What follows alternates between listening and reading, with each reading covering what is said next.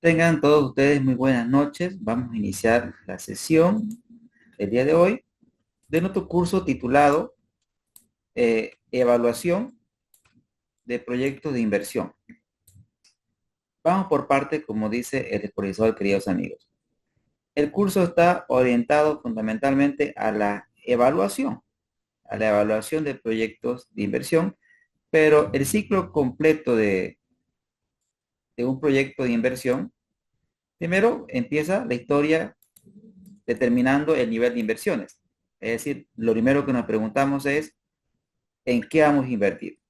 Es la pregunta número uno. Una vez que nosotros hemos cuantificado o hemos determinado el modelo de negocio que nosotros queremos realizar, eh, eso lo hacemos dinero. Es decir, la idea se vuelve dinero.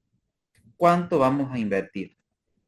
La segunda pregunta relevante es, ¿cómo lo vamos a financiar? ¿Cómo lo vamos a financiar? Es la segunda pregunta relevante. Entonces, si eso nosotros lo plasmamos en un gráfico, la idea central es que cuando nosotros hacemos una inversión, fundamentalmente eh, implica es una salida de dinero y por esa salida de dinero, nosotros que esperamos más dinero, pero en un cierto tiempo, en el futuro. Pero para que esta inversión se dé y pueda generar este flujo de caja futuro, se requiere un financiamiento. Y el financiamiento no es gratis, el financiamiento genera un costo.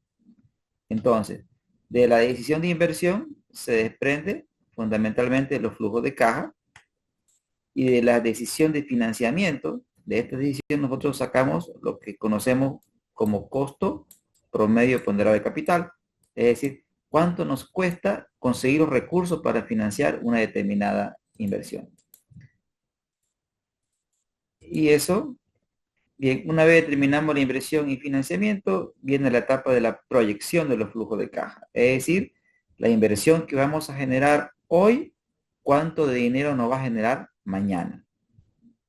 Posteriormente, ya tenemos la inversión, tenemos el financiamiento, tenemos la proyección de los flujos de caja, viene la última parte que es la evaluación.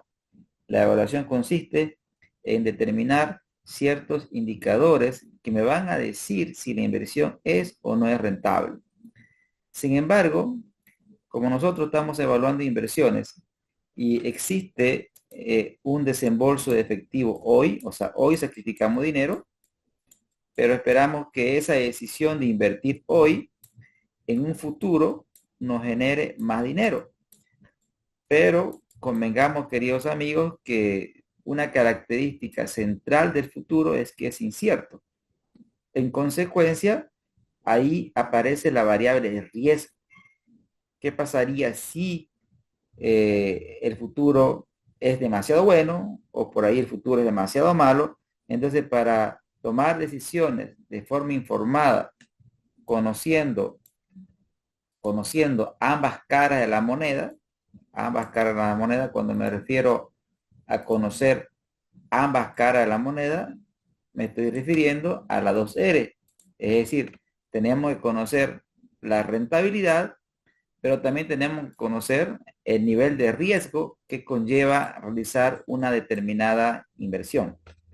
Es por eso que el último punto de la evaluación es el análisis de riesgo. Entonces, el objetivo de esta sesión, fundamentalmente, es concentrarnos en este punto aquí. Entonces, hoy nos vamos a concentrar en evaluar inversiones. Hoy nos vamos a concentrar en recordar o precisar algunos indicadores que nos van a permitir tomar la decisión de aceptar o rechazar una determinada inversión. Pero para eso vamos a hacer primero una pequeña introducción. Primero, todo tiene un principio. Todos estos cursos que nosotros brindamos están orientados a volvernos expertos en finanzas. Esa es la idea. Esa es la idea. Déjenme seguir ingresando. Ok. Entonces, partamos del concepto básico de lo que es finanzas. Las finanzas, el concepto más, o el que más me gusta, porque es cortito y simple, me dice Gigman que es la y el arte, ciencia y el arte de administrar el dinero. ¿Por qué se dice que las finanzas es ciencia? Es ciencia porque se transmite a través de literatura. Recuerden ustedes que la labor de un docente es la de facilitador. Es por eso que en algunos lugares al docente le llaman facilitador, porque básicamente el docente, ¿qué es lo que ha hecho? Con base a su experiencia, con base a la ciencia plasmada en literatura, lo que hace el docente es ese conocimiento, ese entendimiento que él entiende, se lo transmite vía clases. Entonces el docente viene a ser una especie de facilitador. Pero ¿dónde está el producto de la ciencia? El producto de la ciencia son los libros, es la literatura, porque esa literatura ha sido escrita con base al método científico a través de diferentes investigaciones. Ahora bien, ¿y por qué se dice que es arte? Porque creo que todos podemos convenir en lo siguiente, que existen personas que no necesariamente han cursado una carrera universitaria, sin embargo tienen esa gran habilidad de hacer que el dinero a través del tiempo genere más dinero. Es decir, tienen esa habilidad de generar o hacer que el dinero genere más dinero. Ahora, sobre esa lógica, partamos lo siguiente. Partamos lo siguiente. El dinero, queridos amigos, en su estado natural, o sea, el dinero en su estado natural, es decir, si por ejemplo usted ahora mismo coloca dinero en una mesa, ¿sí? Pasa el tiempo y vuelve y va a seguir el dinero en esa mesa. Es decir, el dinero en su estado natural no genera dinero. Para que el dinero genere dinero, ¿qué tiene que pasar? Pensemos lo siguiente. El dinero, en, el dinero en su estado natural, obviamente que aporta que es un activo altamente líquido. O sea, el dinero en su estado natural es un activo altamente líquido. ¿Por qué? Porque con dinero usted puede disponer y comprar bienes y servicios. Pero el dinero en su estado natural tiene mucha liquidez, pero tiene un nivel de rentabilidad cero. Para que el dinero genere rentabilidad, se tiene que transformar en otro activo. El dinero se tiene que transformar en otro activo. Y obviamente el activo en el cual se transforma tiene que tener menor grado de liquidez. Me explico. Por ejemplo, acá estaba lo que les mencionaba. El dinero en su estado natural no genera ningún tipo de rentabilidad. El ejemplo clásico de que usted actualmente tiene dinero en efectivo debajo de su colchón. Ahora, ese dinero no produce dinero, pero es si ese dinero, por ejemplo, usted lo puede transformar por ahí en un vehículo, ¿sí? Usted compra un vehículo, ¿qué es lo que está pasando? Está transformando el dinero que es altamente líquido en otro activo que no es tan líquido como la compra de un vehículo. ¿Cuál es la diferencia? Que obviamente al transformar mi dinero en un activo real, en este caso un vehículo, he perdido liquidez. Pero este activo tiene la capacidad, si es que nosotros trabajamos con ese vehículo, de generar más dinero. Entonces, de ahí viene el concepto de inversión o el concepto que pretendo compartir con ustedes. Cuando nosotros hacemos una inversión, implica fundamentalmente inmovilizar mi capital, entendiendo capital por el dinero. Es decir, cuando nosotros tomamos cualquier decisión de inversión, ¿qué es lo que estamos haciendo? Estamos transformando nuestros recursos altamente líquidos en otros activos que no son tan líquidos, pero que son capaces de generar flujos de caja futuros. Es decir, por ahí viene el concepto de inversión. Cuando nosotros invertimos, estamos transformando el dinero en otros activos que son capaces de generar ¿qué? Flujos de efectivo futuros. Fundamentalmente, eso es una inversión.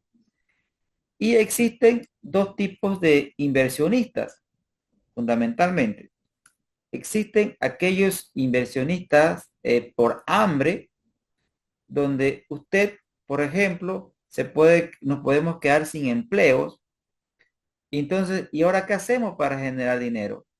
Entonces, generalmente, en épocas de pandemia, o ¿qué pasaba? Que muchas familias se dedicaron a producir, como por ejemplo, pan para la venta.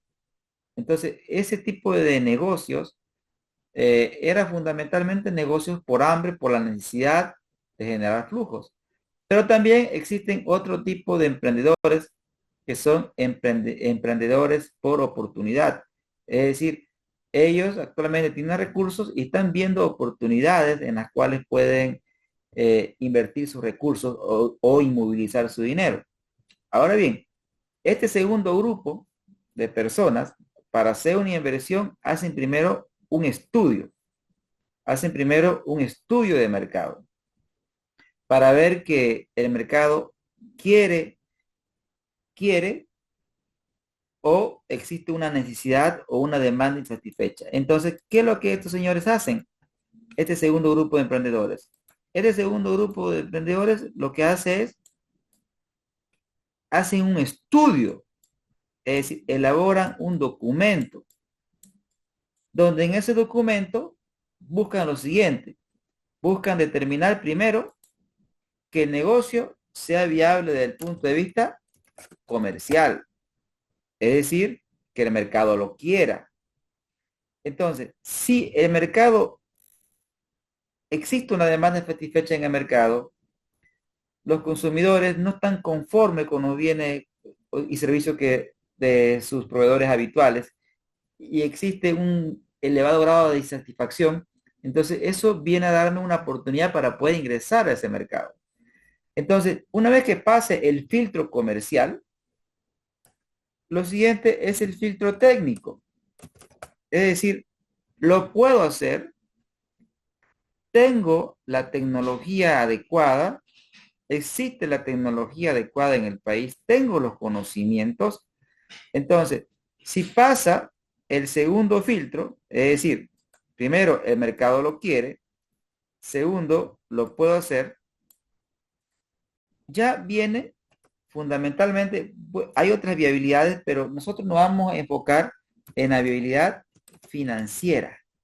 Es decir, si lo hacemos como un cuento, el mercado lo quiere, lo puedo hacer, pero es rentable. Porque puede ser que el mercado lo quiera, lo pueda hacer, pero no es rentable el emprendimiento. Entonces nosotros ahora mismo nos vamos a enfocar en el último punto, en evaluar. Nosotros nos vamos a enfocar, queridos amigos, en la evaluación para ver si el emprendimiento es o no es rentable. Es en ese contexto que paso a explicar lo siguiente. Y en esta lámina, lo que voy a compartir con ustedes es cuál es la lógica de una inversión. Entonces, primero, definimos en qué vamos a invertir, cuantificamos el nivel de inversión, es decir, cuántos recursos se requiere para emprender. Cuando hablamos de inversión, estamos hablando de N, es decir, En términos simples, una empresa en marcha necesita inversiones para seguir creciendo. Es decir, puede invertir en renovar sus activos para mejorar su productividad, puede hacer ampliaciones, puede hacer la apertura de una sucursal, o usted que quiere emprender un negocio nuevo, usted primero identifica cuál va a ser ese negocio y luego cuantifica su inversión. Entonces, el paso número uno es determinar la inversión. Ahora bien, el tamaño de la inversión va a condicionar los flujos de caja que me va a generar la inversión en el futuro. Es decir, haciéndolo simple, usted puede abrir, digamos, una pequeña salteñería con un horno pequeño. Ese horno pequeño, ese activo pequeño, está condicionando la capacidad para generar flujo de caja. Pero sin embargo, usted lo puede hacer a mayor escala, en un lugar más grande, un horno más grande. Eso requiere más inversión. Pero a mayor inversión, mayores flujos de caja futuro. Es decir, que el tamaño de la inversión condiciona los flujos de caja. Es por eso que de alguna manera nosotros decimos que es más fácil con dinero hacer dinero. ¿Por qué? Porque los grandes empresarios usan la escala. Ellos no invierten poco, ellos invierten mucho. Y como realizan grandes inversiones, también obviamente hay mayor nivel de riesgo, claro que sí, pero también el potencial de generación de flujo también es alto.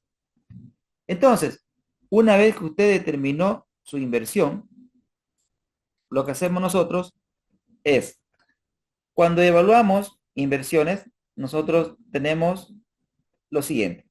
Por ejemplo, si nosotros vamos a crear un nuevo emprendimiento, queremos emprender, queremos hacer empresa, entonces la lógica que uno tiene es que esa empresa va a tener un principio, claro que sí, la creación, pero se espera que no tenga un final.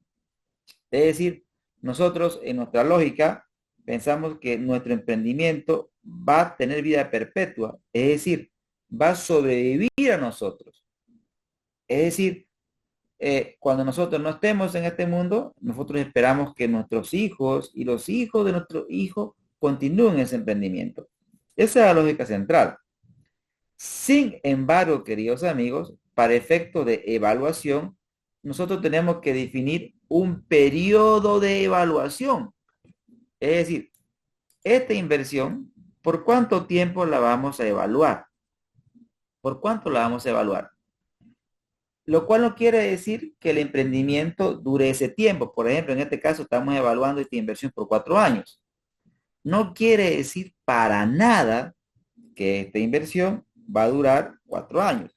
Simplemente estamos usando la lógica que para efecto de evaluación estamos asumiendo que o va a tener el negocio una vida de 4 años. Ahora bien, ¿cuáles son los criterios? ¿Cuáles son los criterios? ¿O cuál es la lógica para determinar 4, 5, 3? Bien, hay varios criterios. Los más comunes son, el criterio más común es considerar un periodo de gobierno. Un periodo de gobierno. En Bolivia, 5 años. Generalmente, ¿por qué lo evalúo por 5 años?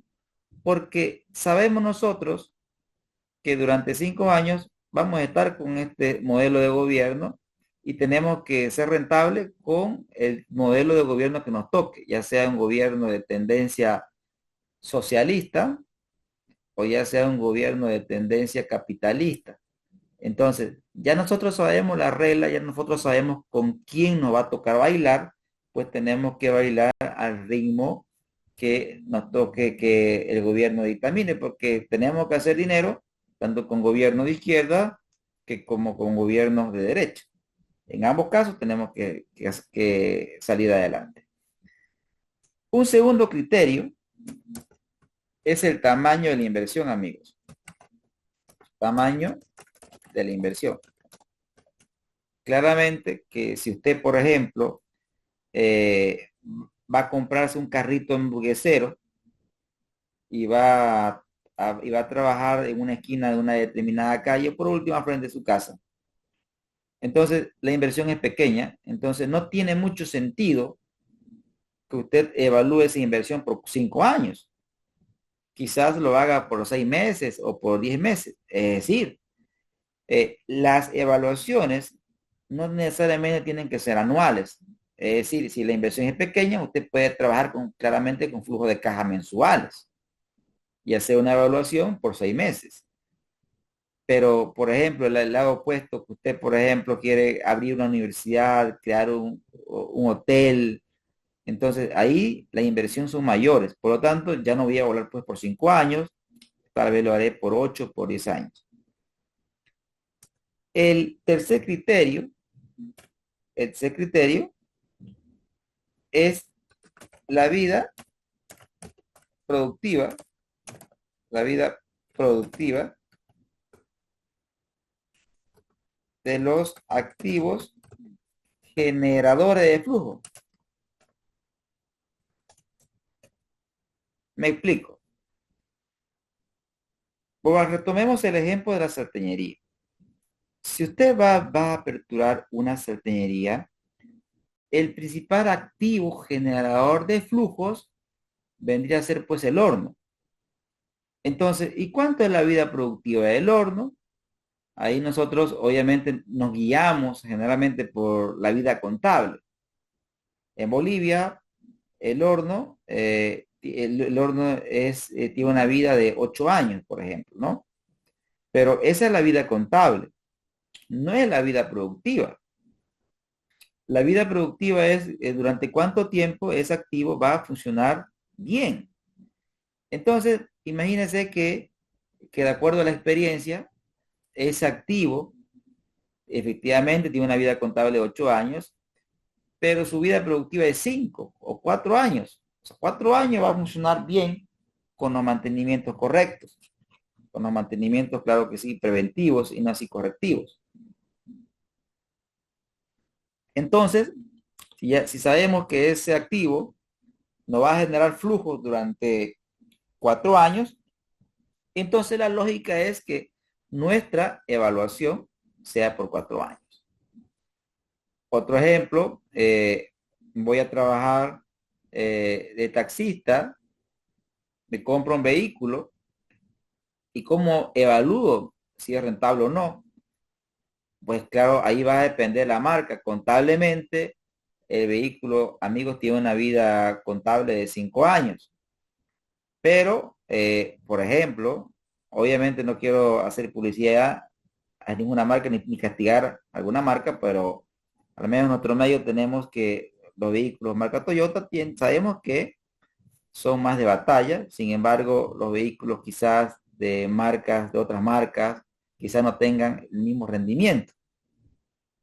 Entonces, por ahí quizás un auto chino tendrá una vida de 3 años y un Toyota una vida de 7. Es decir, no más. Entonces, pero son criterios que me van a permitir definir el horizonte de evaluación. Otro criterio fundamentalmente puede ser el ciclo de negocio. Ciclo de negocio. Existen tipos de negocios o tipos de emprendimiento que tienen fecha de caducidad.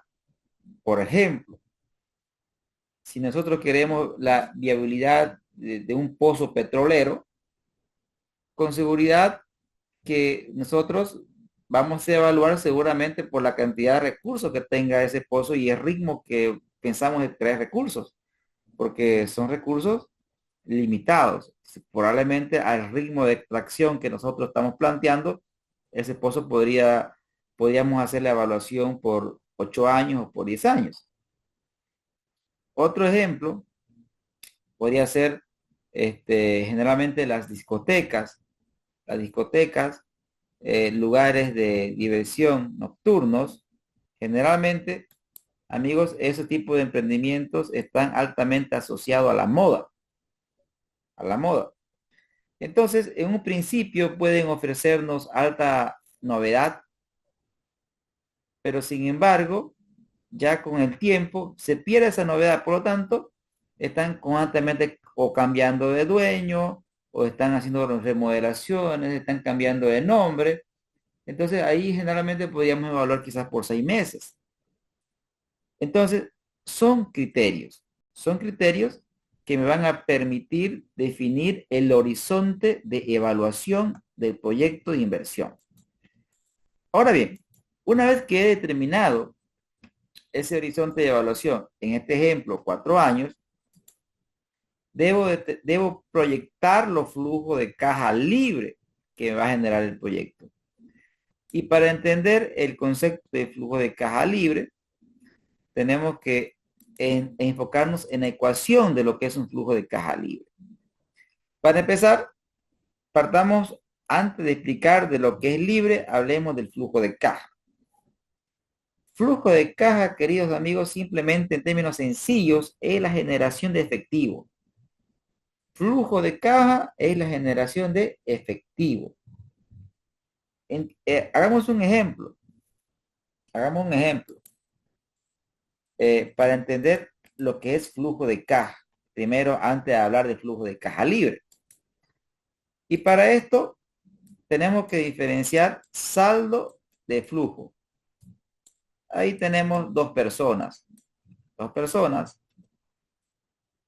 6 AM, ¿sí? Y ahora estamos, depende del país donde se encuentren, queridos amigos, en Bolivia 20:00. Entonces, hoy esta persona se levanta en la mañana e inicia la mañana con un saldo de 200 bolivianos, unidades monetarias. Y vamos a asumir que esta persona es un asalariado y no es un emprendedor. Como es un asalariado, dentro del día no genera efectivo, porque recordemos que en la mayoría de los empleos, amigos, se paga a final de mes. Por lo tanto, en el día, este señor inició con 200 y vamos a asumir que terminó con 180 bolivianos. Entonces, este señor inició con 200 y terminó con 180. Entonces, ¿cuánto de flujo de caja generó? Claramente que generó efectivo. No, más bien consumió efectivo. Es decir, su flujo de caja es de menos 20. ¿Qué quiere decir? Que en el día, esta persona ha generado un flujo de caja negativo de menos 20. O sea, no ha generado, más al contrario, ha consumido. Esa es la lógica de una persona asalariada. Pero si nosotros pensamos en un emprendedor, los emprendedores generan ingresos de tipo diario.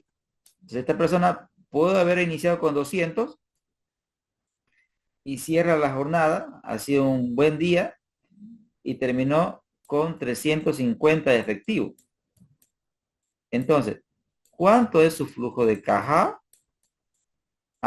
Su saldo es 350, inició con 200. Entonces, estamos hablando de 350 menos 200. Estamos generando que esta persona generó ¿cuánto efectivo, amigo? 150. Entonces, flujo de caja es la generación de efectivo, es la generación de dinero constante y sonante, queridos amigos. Ahora, cuando nosotros hablamos de flujo de caja libre, estamos hablando de esta ecuación, donde el flujo de caja libre está conformado por dos tipos de flujos. El primero, que se llama flujo efectivo operativo, el FEO, donde el flujo efectivo operativo, queridos amigos, es el efectivo que genera mi negocio fruto de sus operaciones normales. Ese es el flujo operativo. Pero el negocio en el tiempo se espera que crezca y por lo tanto para crecer se requiere invertir. Entonces, ahí es donde viene el flujo de efectivo de inversión. Es decir, el flujo de caja libre es la suma del flujo de efectivo operativo más el flujo de efectivo de inversión. Una empresa saludable se espera que, fruto de sus operaciones, su flujo efectivo operativo sea positivo. Una empresa saludable es una empresa que crece en el tiempo. Y si la empresa crece en el tiempo, en consecuencia requiere invertir. Entonces, lo normal en una empresa es que su flujo de efectivo y inversión sea negativo. Obviamente que al final del día se espera que esto sea mayor que cero. Es decir, que el flujo operativo sea mayor que el flujo de inversiones. Ahora bien, una vez que nosotros hemos proyectado, hemos determinado la inversión y hemos proyectado los flujos de caja, nos preguntamos ahora, ¿y es rentable? ¿Es rentable nuestra inversión? Sí, no, ¿por qué? ¿O qué debemos ver?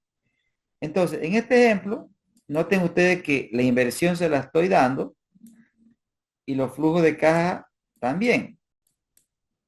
En el curso nosotros vamos a aprender a construir flujo de caja.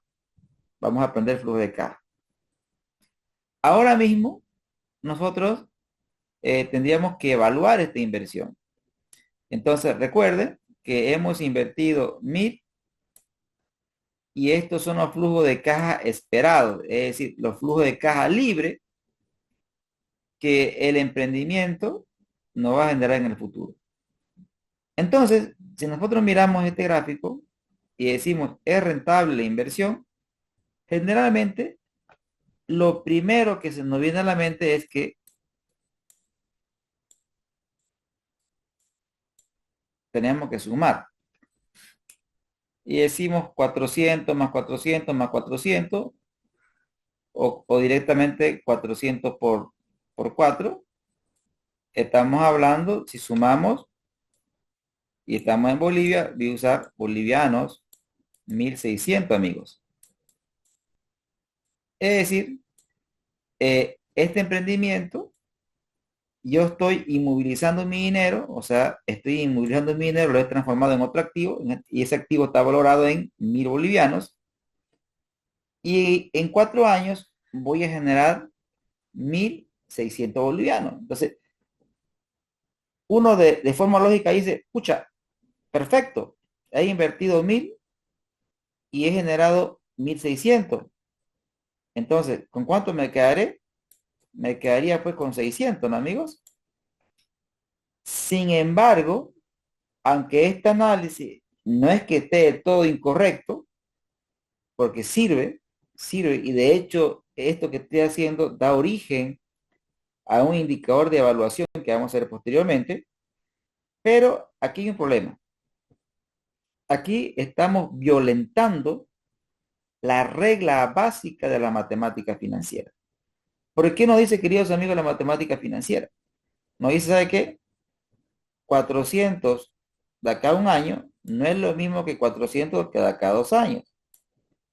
Este 400, aunque es el mismo, no es el mismo que este señor de aquí, porque el dinero vale en el tiempo.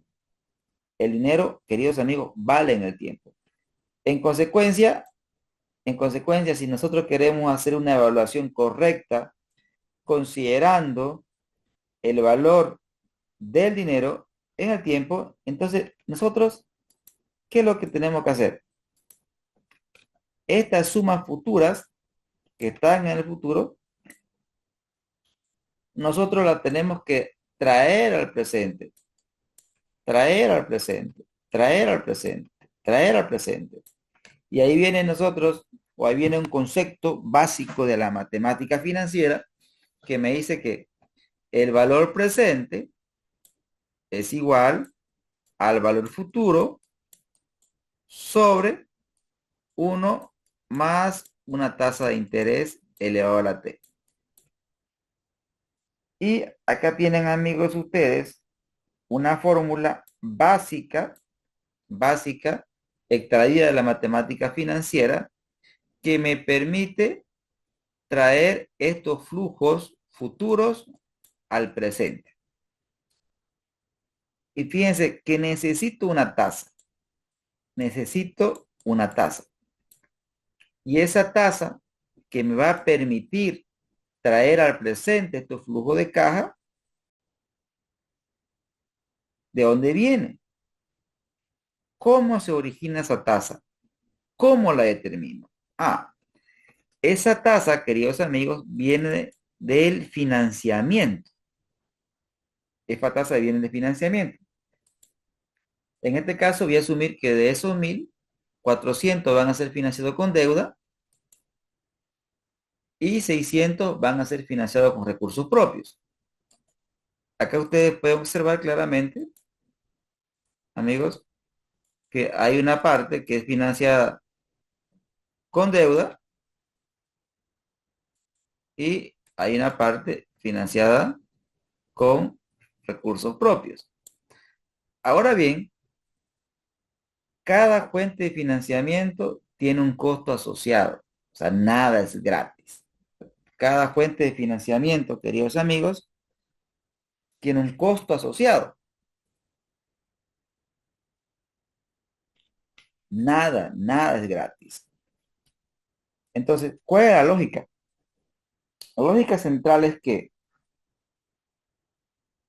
bien, quiero que piensen, esto de aquí, amigos, es una inversión. Y fundamentalmente, una inversión tiene una salida de efectivo y se espera que en el futuro tengamos salida de efectivo. Entonces, toda inversión va a terminar en R.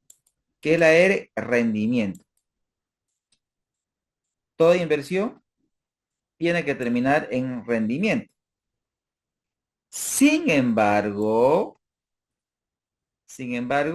quiero que pensemos en la lógica del financiamiento. El financiamiento, por ejemplo, si nosotros hablamos del financiamiento a través de deuda, veamos la lógica de la deuda, vista desde la óptica de la empresa. Cuando un banco financia a la empresa, le da dinero. Para la empresa, el dinero que me da el banco se transforma en una entrada de efectivo. En términos bancarios, se llama el desembolso. Cuando nosotros seguimos todo el proceso crediticio de una entidad financiera, el momento mágico es la firma del contrato y posteriormente cuando nos desembolsa el crédito. Eso para la empresa es una salida de efectivo. Pero en el tiempo nosotros tenemos que devolver el capital más la ganancia del banco. Entonces, noten ustedes que la lógica de los flujos de caja es otra, ¿no es cierto? Entonces, una inversión nos genera rentabilidad, pero un financiamiento nos genera un costo. Vean, vean los flujos. Entonces, los recursos externos a través de deuda nos genera un costo. Pero también el dueño, cuando nos da su dinero, tiene la misma lógica. Porque el dinero, el dueño no da dinero. Pero ¿qué espera? ¿Qué espera el dueño en el tiempo? El dueño en el tiempo espera que ese negocio genere dividendos. Genere dividendos. Y recuerden ustedes que dividendo fundamentalmente es la parte de la utilidad que se reparte a los accionistas. Entonces, al igual que el banco, el dueño espera flujo futuro. Entonces, cada fuente de financiamiento tiene un costo asociado. En este caso, la deuda va a tener un costo de 10% y los recursos propios un costo del 20%. Entonces, con esa información nosotros podemos calcular el costo promedio ponderado de capital. ¿Qué es el costo promedio ponderado de capital? ¿Y por qué se llama promedio ponderado? Mire esta parte de aquí. Esta parte de aquí representa el peso o importancia de la deuda. ¿Qué estoy haciendo? Estoy dividiendo la deuda, amigos, estoy viendo la deuda entre el total de financiamiento. ¿Cuánto total de financiamiento? El total de financiamiento es 1000. Divido la deuda entre total de financiamiento. ¿Qué es lo que encuentro? La participación de la deuda. Y eso lo multiplico por el costo de la deuda, que es 10%. Luego, ¿qué es esto? Esto es el peso o importancia del financiamiento con recursos propios. ¿Qué es lo que hago?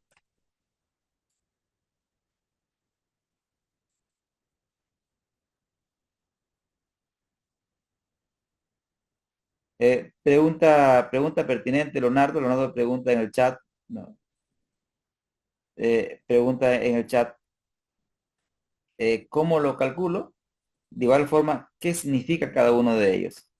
Entonces, con respecto a la primera pregunta, Leonardo, en el transcurso del curso, vamos a aprender a calcular cada uno de estos componentes. Con relación a la segunda parte de su pregunta, ¿qué significa? Eso sí lo podemos ver ahora. ¿Qué significa cada uno de ellos? Entonces, para entender un poco lo que significa cada uno de ellos, y responderle al colega, partamos del siguiente razonamiento. Partamos del siguiente razonamiento. Y quiero que todos nos imaginemos que tenemos una carencia de efectivo, necesita efectivo, y acude a un tercero a prestarse efectivo. Entonces, estamos aquí, nosotros, cero, hoy, mañana. El tercero nos da efectivo a nosotros y de cierto tiempo nosotros le vamos a devolver efectivo a él. ¿Sí? Estos flujos de caja son desde la óptica de nosotros. Nos dan dinero y al final pagamos dinero. Pero la persona que nos da dinero, pensemos en su razonamiento. Él nos da dinero para ir a una salida y él espera una entrada. Amigos, ¿se entendió la lógica de los flujos? Pregunto.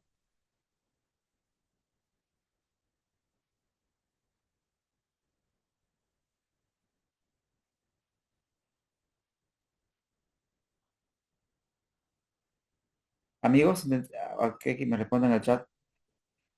Ok, gracias, a ver. Se entendió, perfecto. Muy bien, genial. Bajo esa lógica, queridos amigos, en el primer caso, el que me da dinero va a obtener una rentabilidad porque está haciendo una inversión. Nosotros, como hemos recibido el financiamiento, para nosotros va a ser un costo. En un mundo perfecto, es decir, en un mundo sin impuestos ni otros costos asociados, la rentabilidad del uno tendría que ser igual al costo del otro. Entonces, la rentabilidad del uno vendría a ser el costo del otro. Entonces, este 10% en la versión básica y sencilla es la rentabilidad del banco, porque el banco me está dando dinero, y para nosotros es un costo, porque ese dinero que el banco nos está dando, nosotros lo tenemos que pagar en el tiempo, tenemos que devolver ese dinero. Pero no es solo ese dinero, tenemos que pagar ese costo. Ese costo vienen a ser los intereses que nosotros vamos a pagar por ese dinero. La misma analogía usamos con el dueño. El dueño, cuando nos da su dinero, acá lo importante, acá puntualizo un poco. Cuando nosotros analizamos cualquier tipo de inversión, tenemos que sacarnos la camisa de la empresa. Es decir, nosotros no estamos en la empresa por más que estemos. Me explico. Cuando nosotros evaluamos un emprendimiento, nosotros estamos fuera de la empresa.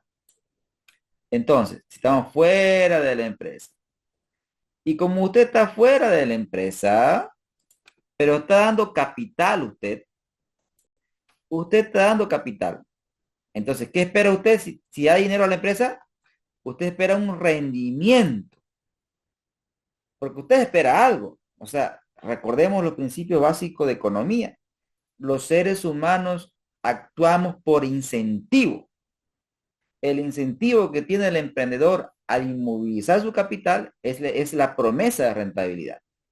Entonces, este 20% es la rentabilidad que espera el dueño. Ahora bien, todas las finanzas, queridos amigos, o la literatura financiera, está planteada en términos de que el administrador financiero o el gerente de finanzas trabaja para el dueño, pero no es el dueño. Entonces, la rentabilidad del dueño, para mí, gerente de finanzas, para mí, administrador financiero, es un costo. ¿Por qué? Porque yo en mi actuar, en mi desempeño, tengo que cumplir la expectativa de rentabilidad del dueño. Amigos, ¿se entendió? Respondí su pregunta, querido Leonardo.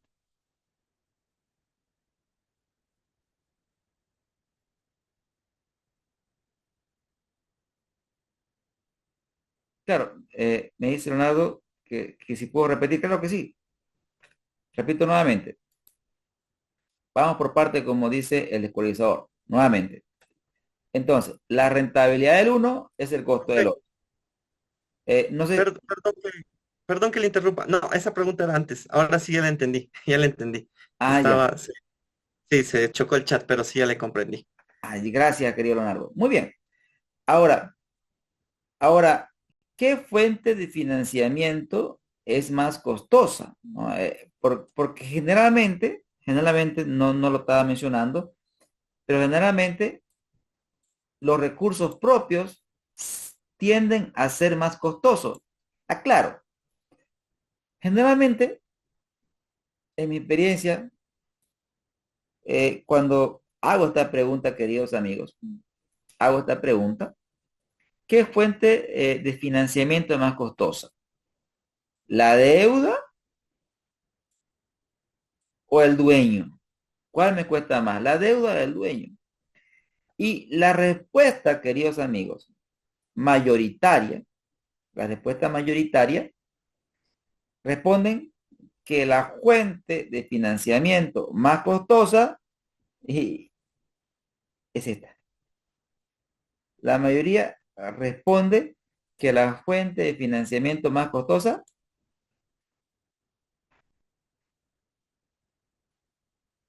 es, es el banco. Pero ¿por qué la mayoría responde eso? Porque la mayoría de las personas usamos la ley del cacho.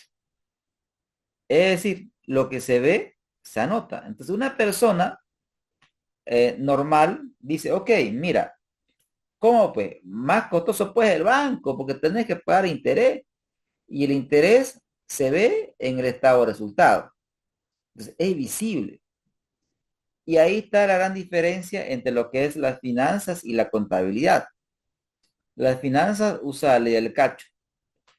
Sin embargo, las finanzas usa criterios más sesgados a la economía. Es decir, las finanzas toman en cuenta el costo de oportunidad. Es decir, el dueño, al darnos su dinero, él está renunciando a hacer otras cosas con él. Por lo tanto, ese dinero tiene un costo de oportunidad. Entonces, este es el costo de oportunidad de los recursos del dueño. Ahora, ¿por qué este costo, por qué esta tasa tiene que ser mayor que el costo de la deuda? Porque al final del día, la rentabilidad está en función a nivel de riesgo. Totalmente, Leonardo, por el riesgo. ¿Quién corre más riesgo? ¿El banco o el dueño? Claramente, el banco cuando me da su dinero, el banco tiene toda una tecnología crediticia que minimiza la probabilidad de impago. Pero sin embargo, el capitalista, el empresario, cuando da su dinero para un emprendimiento, lo puede perder absolutamente todo. En consecuencia, como está asumiendo mayor nivel de riesgo, él espera de manera natural que sea compensado con rendimiento. Ahora bien, ¿qué es lo que estamos calculando aquí? Volviendo al cálculo matemático, esto que usted ve acá es el peso o importancia de los recursos propios. Es el peso o importancia de los recursos propios. Entonces, ¿qué estoy haciendo? Estoy multiplicando el peso de la deuda por el costo de la deuda. Estoy multiplicando el peso de recursos propios por el costo de recursos propios. Y eso me da 16%. ¿Qué significa este valor en cristiano? Este valor significa que reunir el dinero, reunir el dinero para que esta inversión se dé, me cuesta en promedio ponderado 16%. Entonces, si reunir el dinero para hacer esta inversión me cuesta 16%, obviamente la lógica me dice que la rentabilidad de esta inversión, la renta, porque recuerden que la inversión termina en rentabilidad y el financiamiento termina en costo. Para que esta inversión sea viable, la rentabilidad tendría que ser mayor al costo. Es decir, la rentabilidad tendría que ser mayor a ese 16%. Entonces, continuando con la explicación, tenemos que el costo promedio ponderado de capital es de 16%. Ahora, ¿qué hago con esta tasa? ¿Qué hago con ese 16%?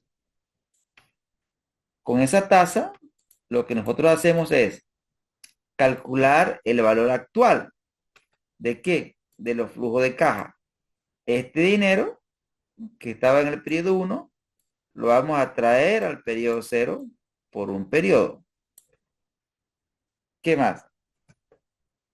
El otro flujo,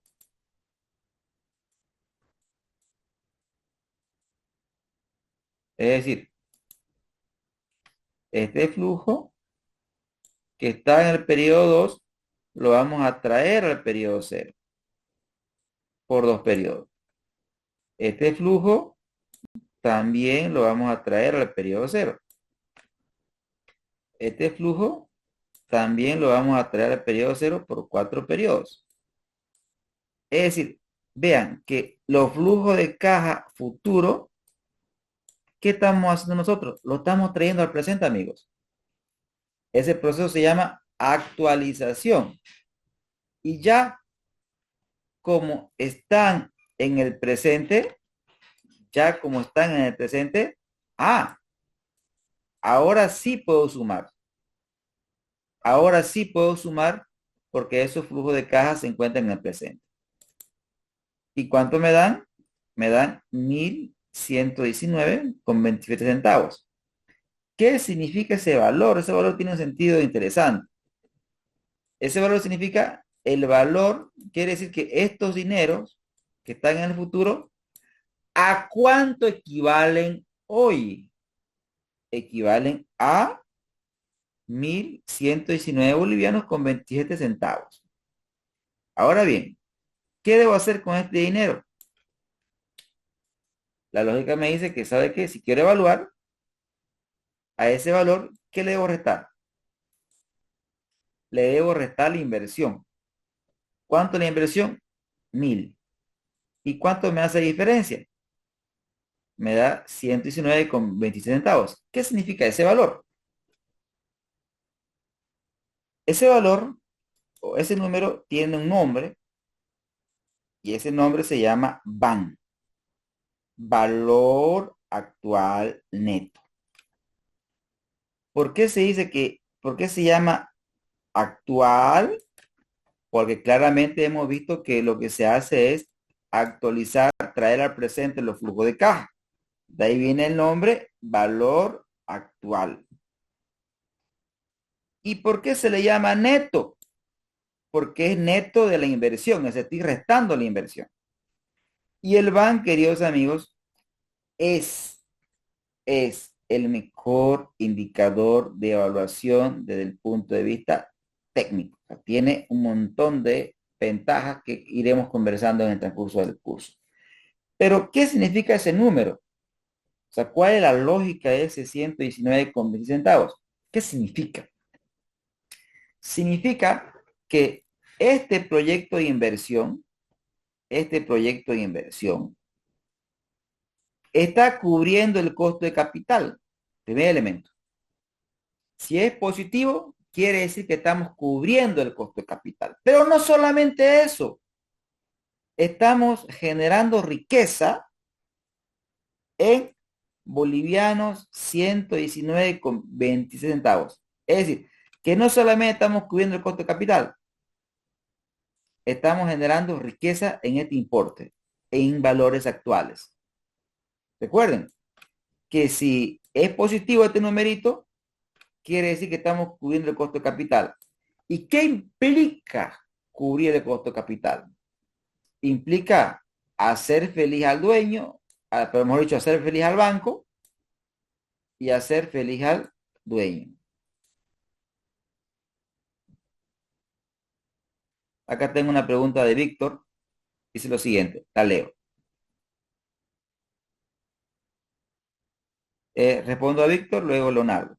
Víctor, dice, ¿el BAN se aplica a los flujos de efectivo antes del pago del financiamiento o después del pago del financiamiento? Excelente, Víctor, la pregunta. Excelente. Víctor, respondo. Va a depender de la metodología de evaluación, Víctor. Si, por ejemplo, nosotros estamos trabajando con flujo de caja libre, como su nombre indica, son libres de deuda, entonces estamos trabajando con antes del pago. Pero si, Víctor, estamos trabajando con el flujo de caja del accionista, el flujo de caja del accionista, Víctor, está después del pago de la deuda. Entonces, en ese caso, el BAN se calcula con el flujo de caja del accionista y es después del pago de la deuda que esos dos conceptos, Víctor, lo vamos a ver nosotros en el curso, no se preocupe, lo vamos a ver con números, pero es pertinente la pregunta. Ahora respondo, Víctor, conforme con la respuesta.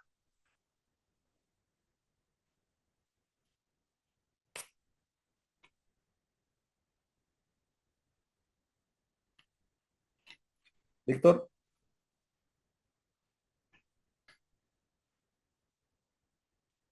no sé si Víctor me escucha. Bien, mientras Víctor responde, le comparto la pregunta de Leonardo, gracias, Víctor, perfecto. Ahora respondo a Leonardo. ¿Existe alguna forma para poder sacar el costo de oportunidad, profe? Totalmente correcto, Leonardo. Existen metodologías, y de eso trata nuestra segunda clase. En metodologías que permiten estimar el costo de oportunidad. Existen metodologías desde la TOP, ¿no? Que es el KPM, el método de evaluación de activo de capital, como metodología más simple, como por ejemplo, voy a hacer un ejemplo, Leonardo. A ver, nosotros queremos abrir un restaurante de comida rápida. Ok, pero muy bien, pero para eso voy a dar el curso, voy a dar un aporte capital. Y la pregunta es, ¿cuánto debería esperar de retorno como inversionista? Y pensemos en un mundo perfecto, Leonardo, donde existe información. Como mi dinero tiene un costo de oportunidad, ¿cuánto debería pedir de retorno?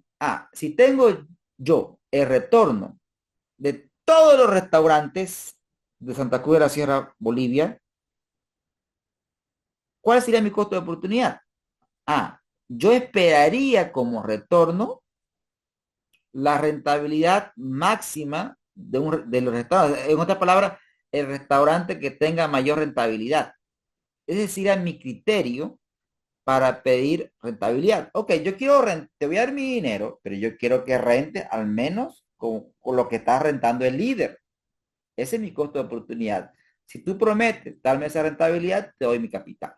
Por ejemplo, ese es un criterio totalmente básico porque esa rentabilidad, querido Leonardo, tiene que ser de alternativas de riesgo similar. Es por eso que cuando alguien dice, ok, yo espero como mínimo un retorno de un DPF, o sea, usted quiere abrir un restaurante y como tasa está pidiendo como mínimo un DPF, un DPF pues no es una alternativa de riesgo similar, no se cumple ese principio que es importante a la hora de determinar la tasa, querido Leonardo. ¿Conforme con la respuesta, Leonardo? Profe, discúlpeme, tengo una consulta. Bueno, yo soy acá de Ecuador. En Ecuador, por lo general, nosotros, o bueno, el tema de los inversionistas a veces hacen el tema del análisis con el Banco Central. Entiendo que también en cada país hay un banco central y que este regula las tasas de interés de las instituciones financieras como ente rector. Entonces, por ejemplo, lo que acá se hace o hacen algunos inversionistas o algunas personas más bien naturales es tomar la base, el porcentaje del, del costo de la deuda del Banco Central, por ejemplo, un microcrédito. El microcrédito, usted sabe que es un crédito un poco riesgoso y por eso las tasas son del 20, 22, 25%. Entonces toman esa tasa del 22, 25, 20, 20, 28% en algunos países y lo toman como su costo de oportunidad o bueno, el porcentaje que ellos más bien necesitan para poder retornar. En base a ese criterio, ¿usted cree que es lo correcto? Porque no comparan la industria, no comparan tal vez como el ejemplo que usted me acaba de decir de restaurante con restaurante, sino que se van directamente al ente rector, ven el costo más alto que por el riesgo, no el microcrédito. Por al ser microcrédito puede tal vez funcionar o no, puede quebrar, por eso es el costo altito de la deuda. Entonces, no sé si esa comparación estaría lógica, no lógica, o a su criterio, qué, qué piensa de eso? Bien, usted ha hecho una de las preguntas que considero existenciales, ¿no? Eso es una pregunta totalmente existencial. Y entonces le vamos a dar la respuesta en el contexto existencial. Vamos por partes.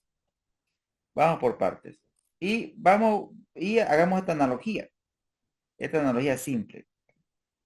A ver, voy a emprender un negocio, y lo voy a hacer 100% con deuda financiera, o sea, con deuda externa.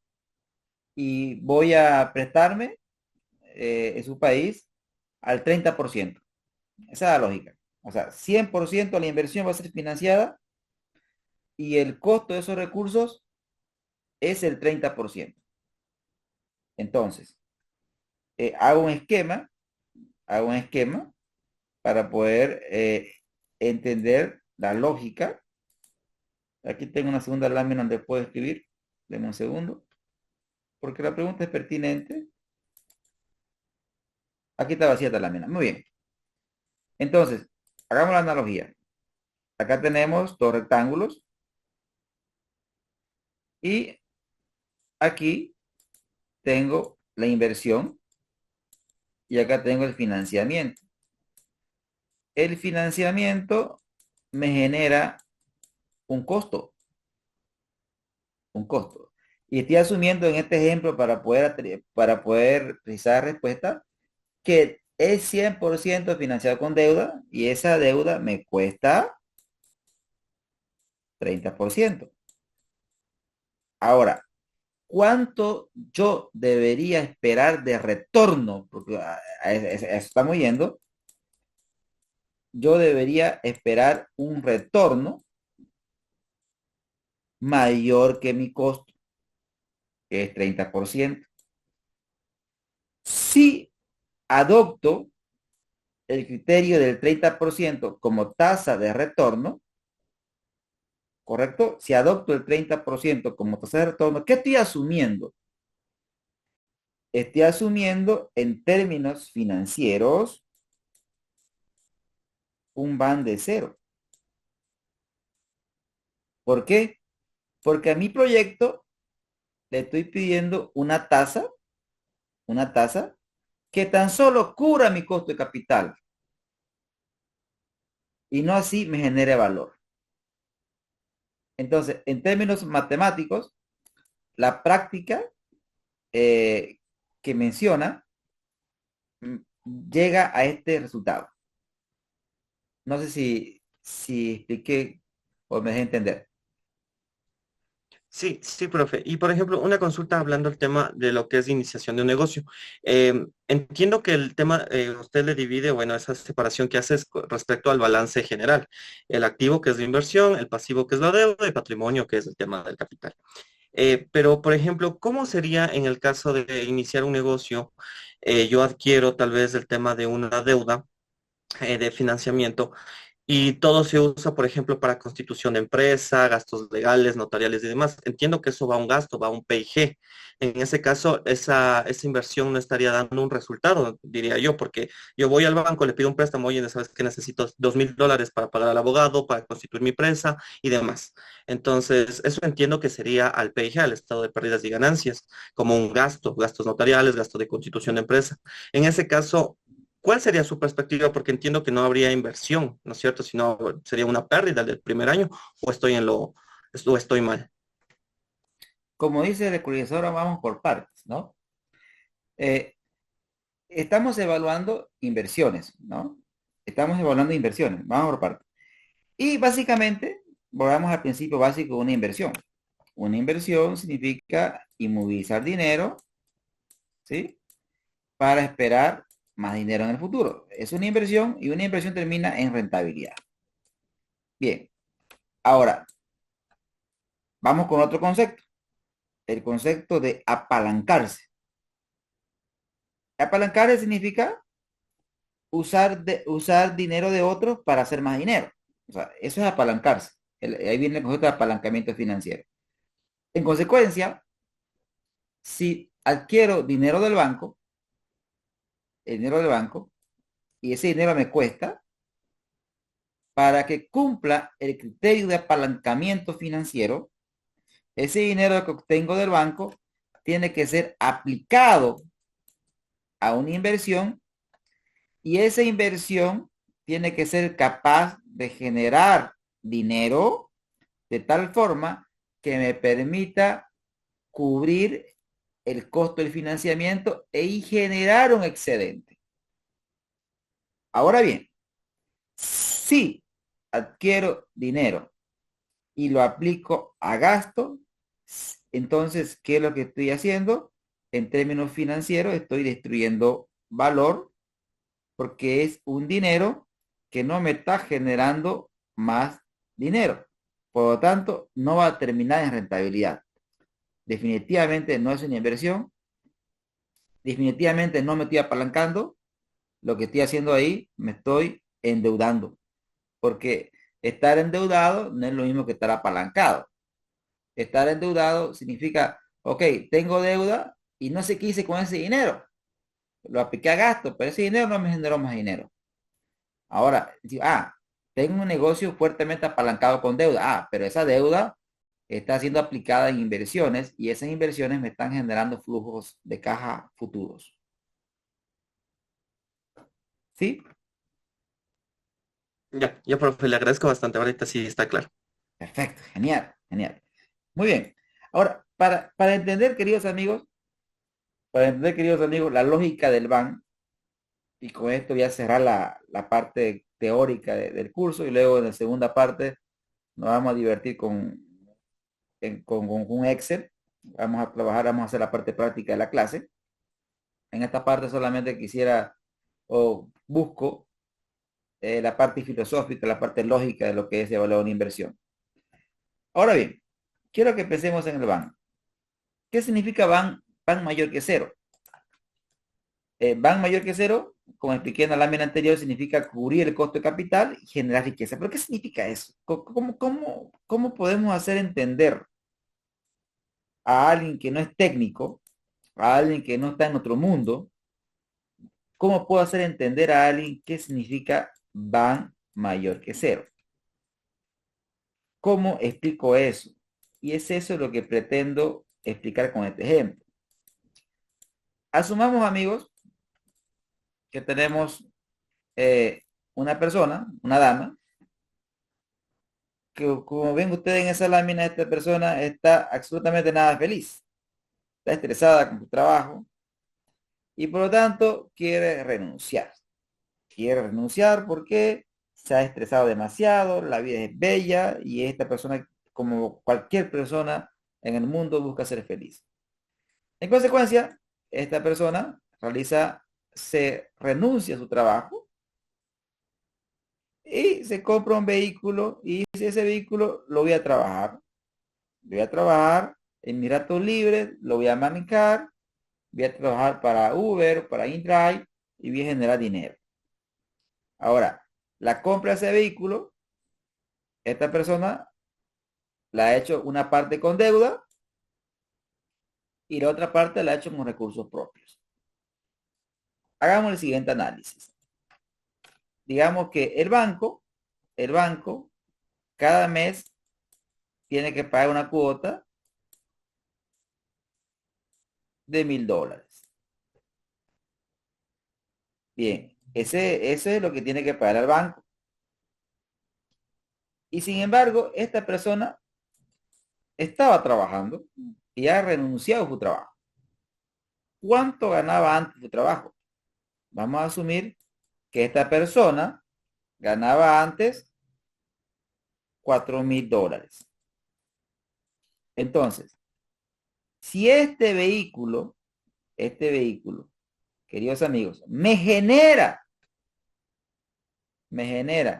mensualmente $5000, si el vehículo me genera $5000, miren ustedes, si el vehículo me genera 5000, esos 5000 me alcanzan para pagar al banco, me alcanzan para cubrir mi costo de oportunidad, o sea, lo que he renunciado. Eso significa van igual a cero. ¿Cuándo el van es igual a cero?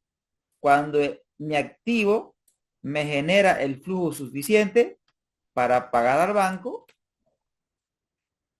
y para cubrir mi costo de oportunidad. Eso, queridos amigos, significa van igual a cero.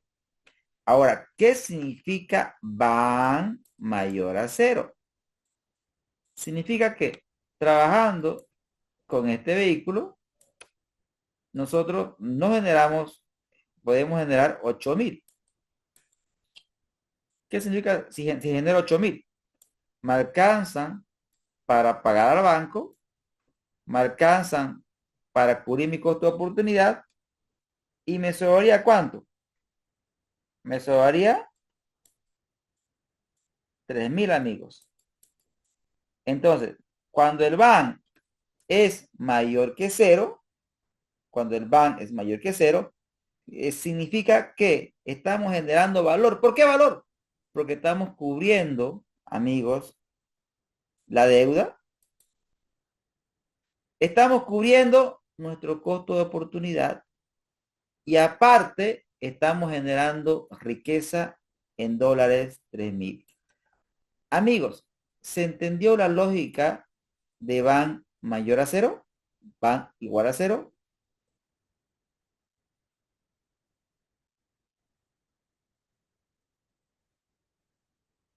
Amigos,